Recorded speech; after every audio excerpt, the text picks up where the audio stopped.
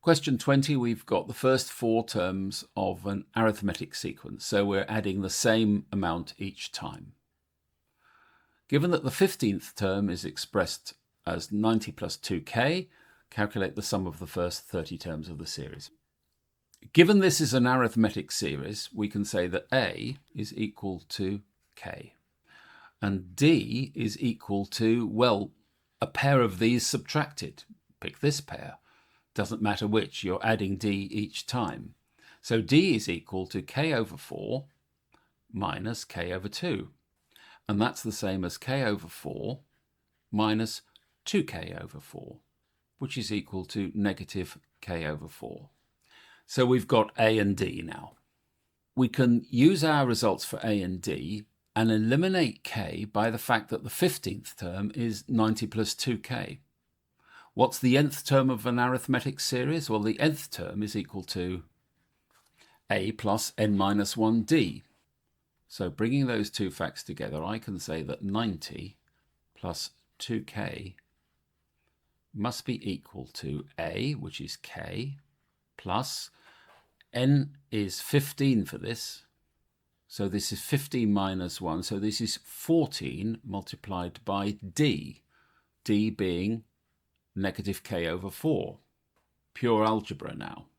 2k minus k, and moving this term across, it's basically a negative term, so it will become positive, and this will be 3.5k is equal to negative 90.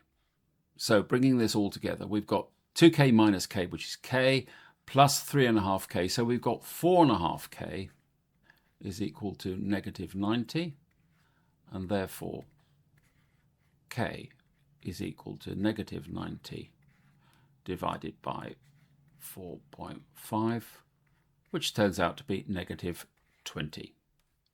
And that's an important result. Now we're asked to calculate the sum of the first 30 terms of the series.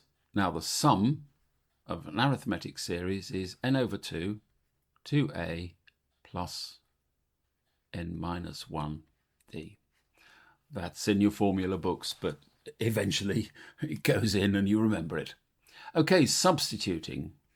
N is equal to 30, A is equal to negative 20, and D is equal to negative 20 over 4, and then multiplied by minus 1, turns out to be positive 5.